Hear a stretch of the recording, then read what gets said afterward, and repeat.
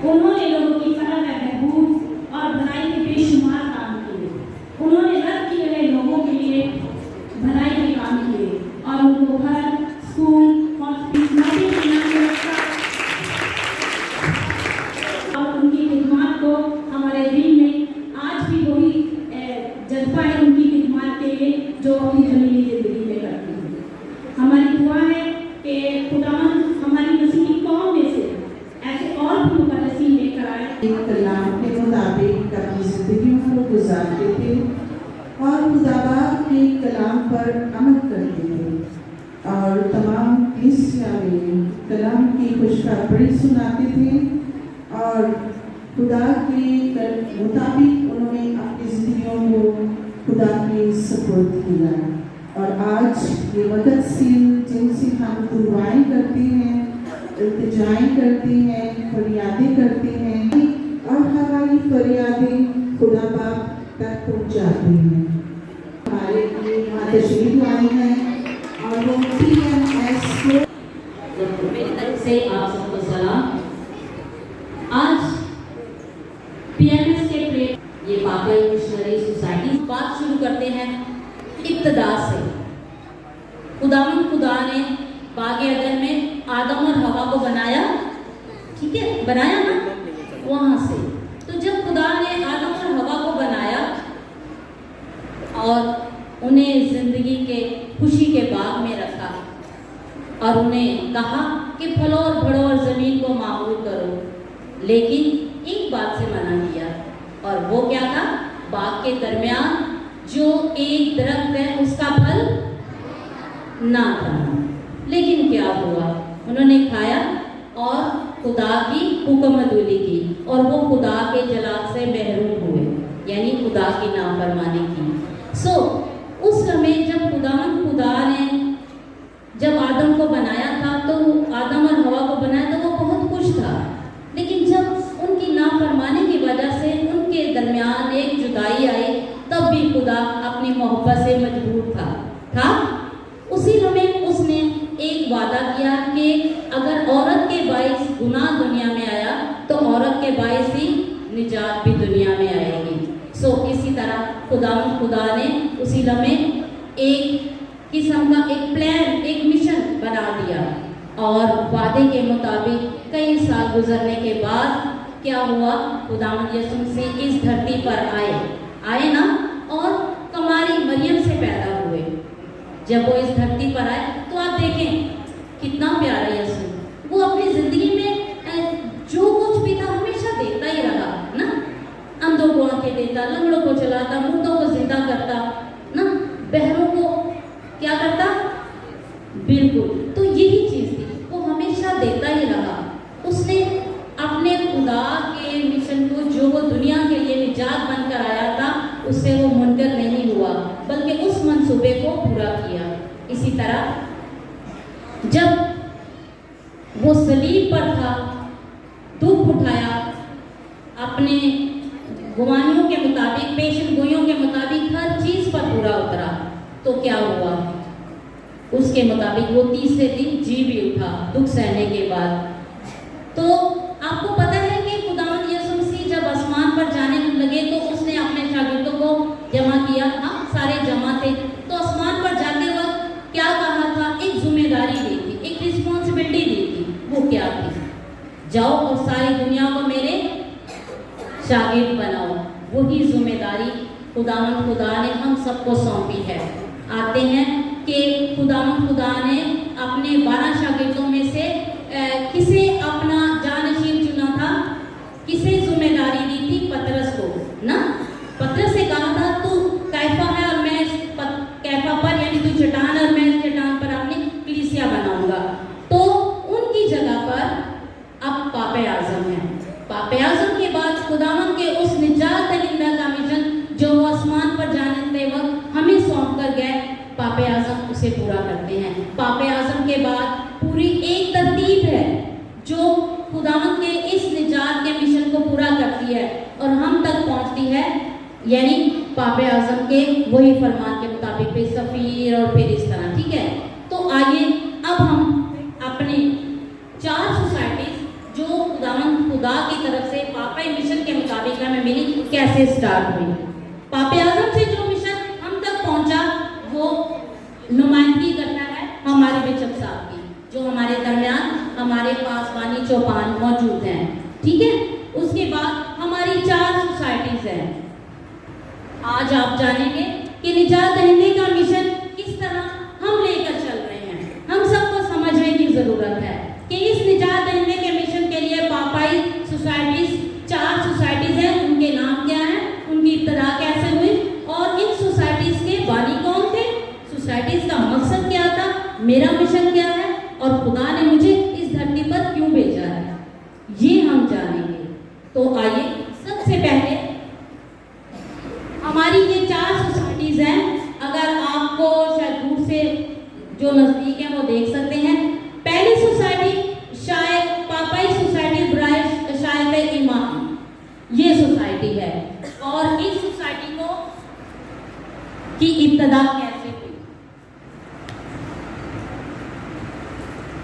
आपको दूर से नजर आ रहा है पापाई सोसाइटीज की। यहाँ भी हमारे पास ये 4 सोसाइटीज जो है, ये 4 पिक्चर्स जो नजर आ रही है ये वही है। तो मैं आपको बताऊंगी कि इसकी इब्तिदा कैसे हुई। पहली सोसाइटी प्रोपगेशन ऑफ फेथ यानी इशायत ईमान, ईमान को फैलाने में हमें किस तरह तकवीत मिलती है और हम किस तरह एक दूसरे की मदद कर सकते हैं। इसकी इब्तिदा कुछ इस तरह हुई कि मिस मैरी पोली जेरिको, जब इनकलाब फ्रांस का दौर था और ये लड़की अपने घर में बहुत दुआगो थी, बहुत दुआ किया करती थी और इसी तरह उसने अपने माशरे के नौजवानों में देखा कि जहां जंग का दौर था, इनकलाब पे फ्रांस, बहुत जंग हो रही थी, लड़ाई झगड़े थे, हर कोई मुश्किल में था, परेशान हाल था और किसी को भी कोई सुकून नहीं था, बच्चे भी परेशान थे और मुश्किलात में थे, कोई भूखा था, कोई प्यासा था, उससे ये हालत देखी नहीं जाती थी। और फिर जब वो 17 साल की हुई तो उसके बाप का इंतकाल हो गया। जब उसके बाप का इंतकाल हो गया तो क्योंकि उसका बाप जो था वो एक फैक्ट्री का जो था वो मालिक था, यानी ये जो लड़की थी ये काफी अमीर थी, मिस पॉलिन जेरिको, और वो एक फैक्ट्री यानी फैक्ट्री के मालिक की बेटी थी। उसने क्या किया, उसने दुआ भी करती थी और साथ ही उसने अपनी चंद खवातीन जो थी, उसकी सहेलियां थी, फैक्ट्री की वर्कर्स थी ना, उनको जमा किया अपने साथ। उसने कहा कि देखो हम इस मुश्किल में अपने आसपास के लोगों की किस तरह मदद कर सकते हैं। तो उसने उनसे शेयर किया, उन सबको अपने पास बुलाया और वो सारे मिलकर बैठकर दुआ किया करती थी और उनके लिए रोजाना या हफ्ते में एक बार एक पैसे की कोई औकात नहीं होती ना, लेकिन एक पैसा रोजाना एक गले में डाला करती थी और फिर जो वो पैसे होते वो जमा करके अपने इलाके के पैरिश प्रीस्ट को देती ताकि वो इसके मकसद के लिए उनको अच्छे तरीके से उन लोगों पर इस्तेमाल कर सके। और फिर इसमें दुआ बहुत जरूरी थी और ये पहली कैथोलिक मिशनरीज थी जिन्होंने अपने फंड से अपना चंदा जमा करके लोगों की मदद करना शुरू की। अब देखिए कि यहाँ भी कुछ लिखा है और बिल आखिर जब इस ईमान की रोशनी यानी इस मदद की, जब उन्होंने इतनी मदद करना शुरू की तो इस जज्बे को कह ले, इस मेहनत को सबने पसंद किया कि हाँ पोलिंग जेरिको जब वहाँ करती है तो बहुत अच्छा करती है, वो मदद करती है दूसरों की। तो फिर पापे आजम को जब पता चला तो पापे आजम ने 1902 में इस तंजीम को, क्योंकि अब वो मिस पोलिंग जेरिको की तंजीम नहीं थी, 1822 में ये स्टार्ट हुई, लेकिन चलते चलते काफी सालों के बाद सबने इसको अपनाया और इसके साथ ही पापे आजम ने इसे क्या किया, इसे पसंद किया और यूं ये हर पैरिश में ये अमल शुरू होने लगा। यानी हर पैरिश ये करने लगा कि चलो हम भी उसकी तरह अपने इलाके में उनकी मदद के लिए दुआ करते हैं, चंदा जमा करते हैं और यूं मिलकर हम दूसरों की मदद करते हैं। तो ये एक मदद का और मिशन को आगे बढ़ाने का एक जरिया था, क्योंकि ये खवातीन जो थी ये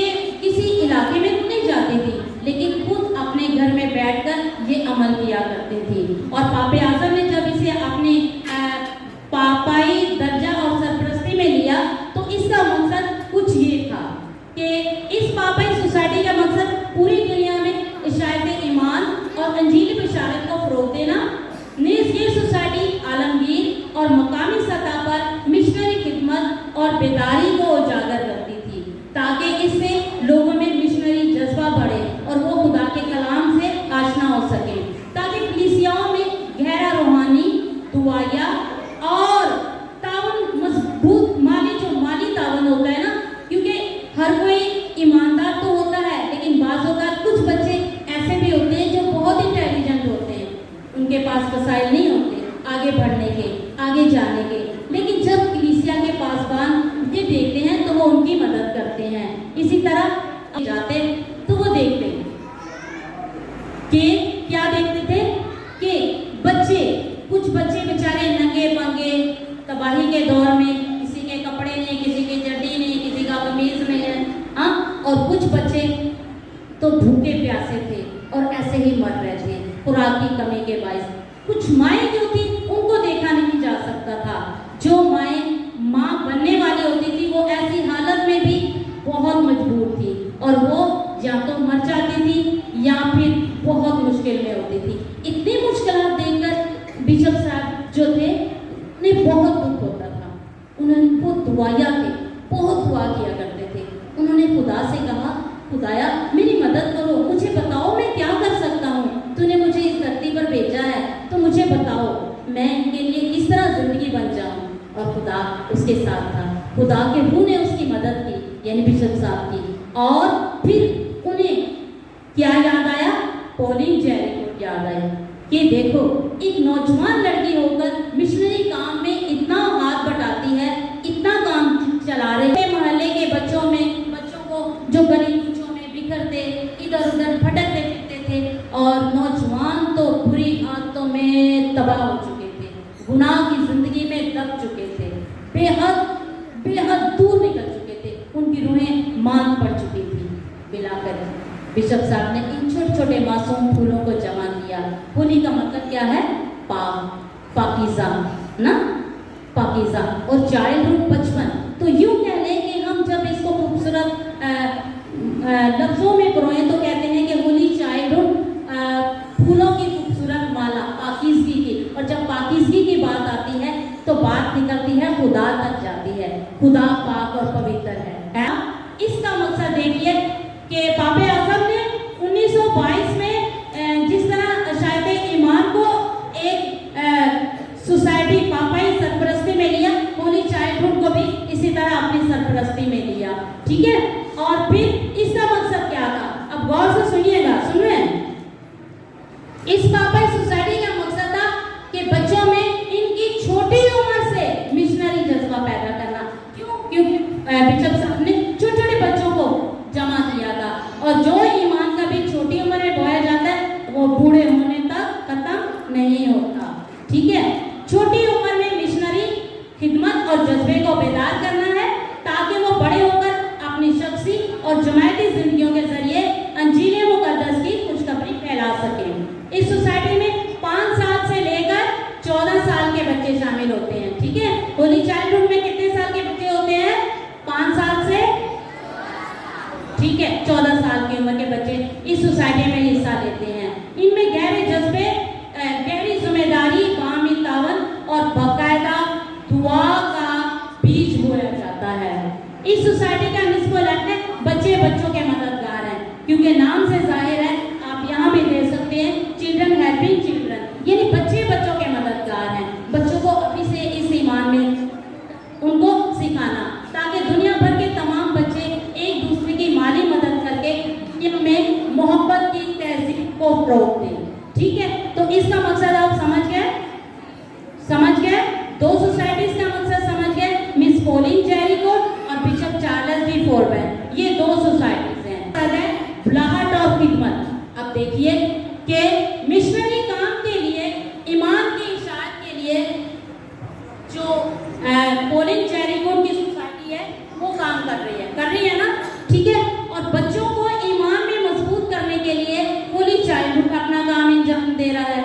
अब ये बच्चे बड़े तो हो रहे हैं, लेकिन आप देखें कि मुकद्दस पतरस रसूल की सोसाइटी जो है वो माशरे में क्या काम सरअंजाम दे रही है। इसका मकसद है कि बुलाहट और खिदमत, बुलाहट और खिदमत, और ये फ्रांस में कायम हुई। ये सारी सोसाइटीज फ्रांस की हैं, स्वायर मिशनरी इत्तेहाद के, ठीक है। ये 1889 में बनी और होनी चाहिए, जहां काहिन और जो खुदा के खादिम है, रहनुमा है, वो तरबियत पाए। इसका मकसद शराकत है, इत्तेहाद है आपस में एक दूसरे के साथ। और इसकी इब्तिदा जो थी आप देखते हैं आज के हमारे माशरे में भी, आपने जैसे हमारे सेंट्स देखे, आज के माशरे में भी आप देखें मदर तेरेसा, डॉक्टर रूथ पाओ, ये आज के मिशनरी थे, आज के जमाने के मुकद्दस थे। आज का दिन हमें इस तरफ लाता है कि हम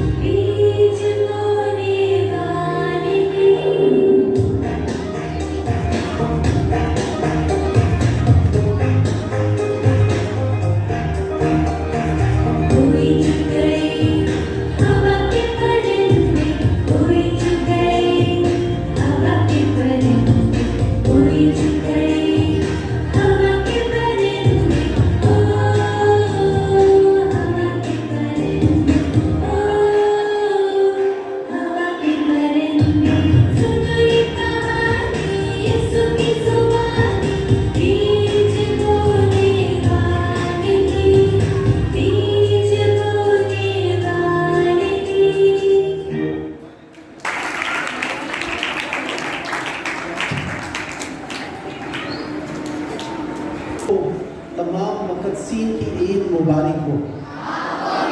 थैंक यू वेरी मच। आज मैं देख रहा हूँ यहाँ पर बहुत सारे बच्चे मुकद्दसीन के कपड़े पहनकर और मुकद्दसीन बनकर आए हैं। यहाँ फरिश्तगान का की जमायत भी नज़र आती है और साथ साथ चिप की मुख्तलिफ कॉन्ग्रीगेशन जो है वो यहाँ पर मौजूद है। फ्रांसिस्कन्स भी यहाँ पर मौजूद है, कैपुचिन्स भी यहाँ मौजूद हैं और इसके अलावा और सिस्टर्स की कॉन्ग्रीगेशंस और बहुत सारे मुकद्दसीन जिन्होंने खुदावंद के कलाम को अपनी ज़िंदगी का हिस्सा बनाया और बड़े ही खूबसूरत अंदाज में उन्होंने जो है खुदावंद के लिए अपना काम किया। आपको पता है जो आज मिस मंजूरा ने जो है खूबसूरत 4 सोसाइटीज़ जिनका जिक्र यहाँ पर पता पाया जाता है, पपाए बशारती अंजुमनें, ये चारों थी उस वक्त जब मुश्किलात का वक्त था, उस वक्त जब फ्रांस का इनकलाब आ रहा था और उस वक्त उन्होंने जब महसूस किया कि वहाँ उस वक्त एक आम लोग, ये सब लोग जो यहाँ पर हैं ये सब उस कैटेगरी में नहीं है जो मुकद्दसीन कहलाते हैं, और आम लोग जो थे उन्होंने ये अंजुमन जो है वो शुरू की तो जो सबसे अहम चीज़ जो इस अंजुमन में पाई जाती है और वो ये है बच्चों के मददगार। क्या मैंने कहा है? बच्चों के मददगार। जैसा कि आपने पहली अंजुमन के बारे में सुना कि किस तरीके से वो जाती थी, अपने साथियों के साथ दुआएं करती थी, पैसे जमा करती थी और मिशन के काम के लिए आगे लेकर जाती थी। और इसके बाद आपने बिशप साहब के बारे में सुना कि किस तरीके से बिशप चार्ल्स जो थे उन्होंने बच्चों की तरबियत की और बच्चे जो थे वो बच्चों की मदद करते थे।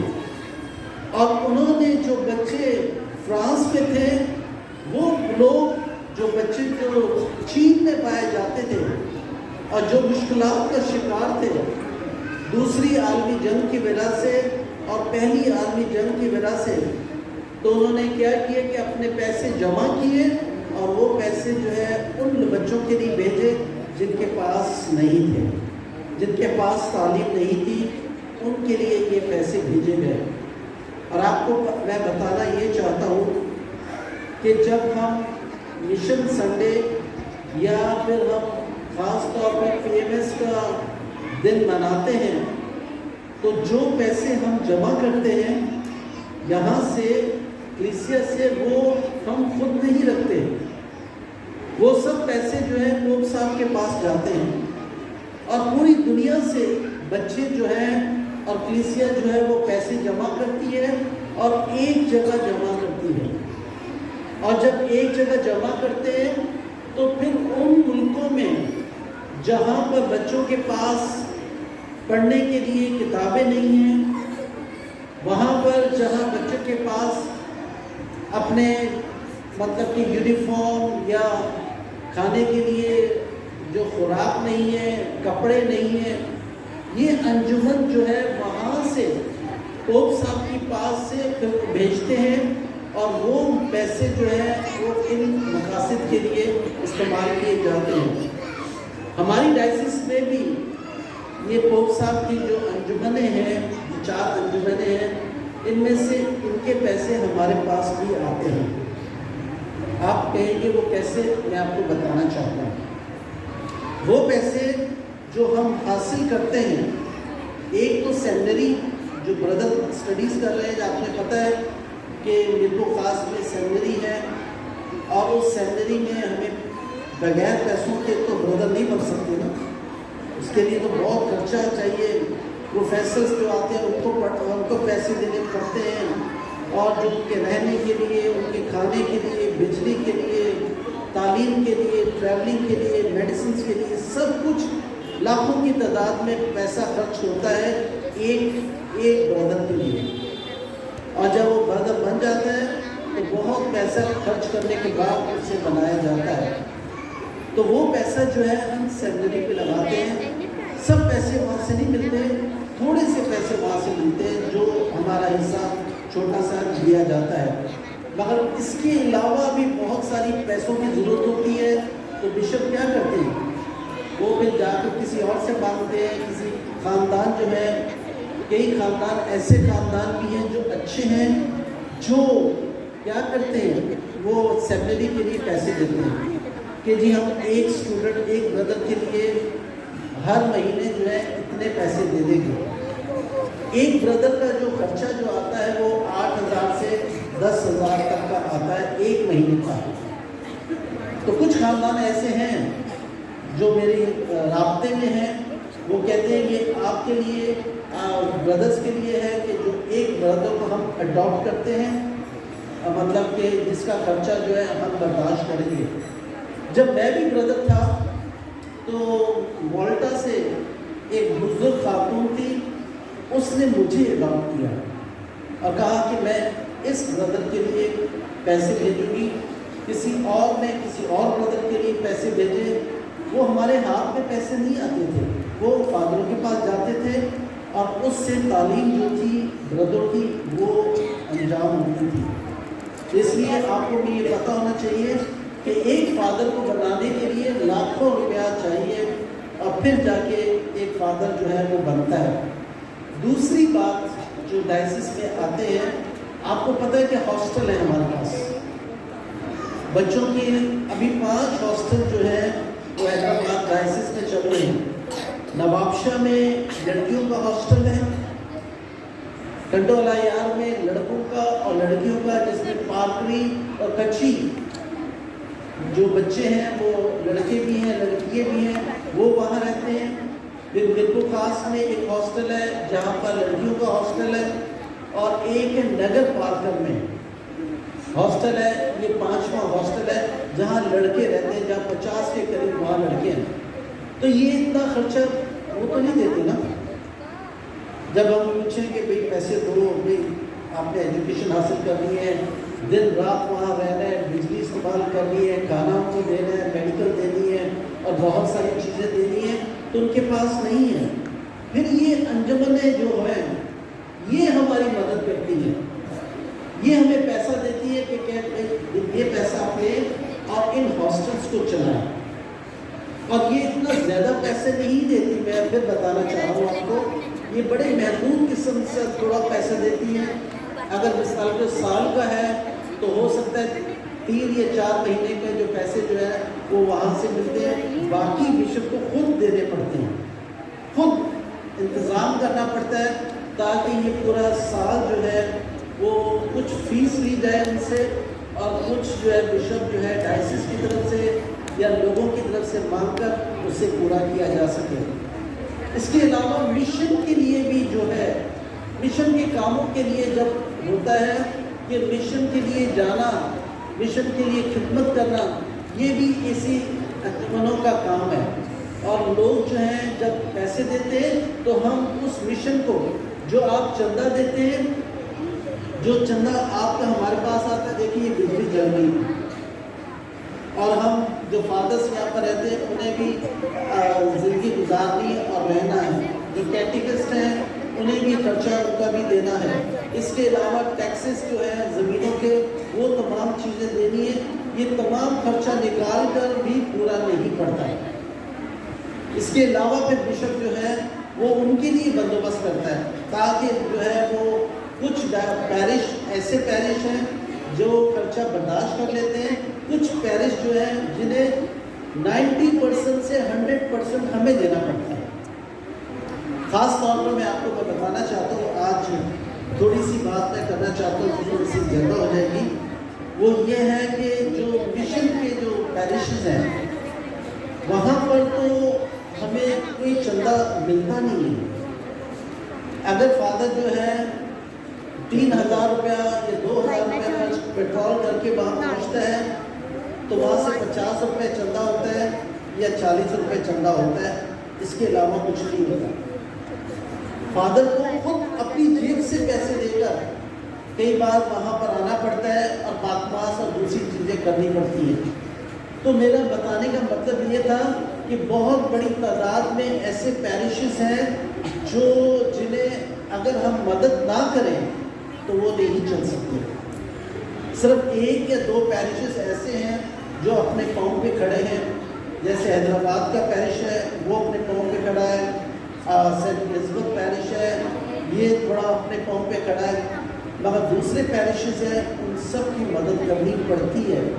अगर ना करें तो मिशन आगे नहीं, और थोड़ा बहुत मिशन का जिम्मेदारी ये सोसाइटियाँ नहीं करती हैं। देखिए मुक़द्दसीन तो हमेशा से रहे हैं और हमेशा तक रहेंगे। पहले भी मुक़द्दसीन का किरदार बहुत आला था और आज भी मुक़द्दसीन हमारे दरमियान पाए जाते हैं।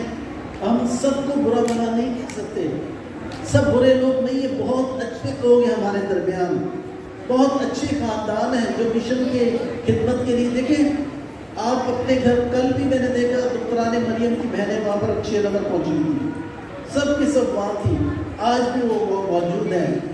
आज भी बहुत सारे ख़ानदान और बच्चे जो है यहाँ पर मौजूद हैं जो कल वहाँ पर भी मौजूद थे। इससे अंदाज़ा होता है कि आप में कितना जज्बा पाया जाता है। आप जिंदा मुक़द्दसीन हैं, जिंदा मुक़द्दसीन।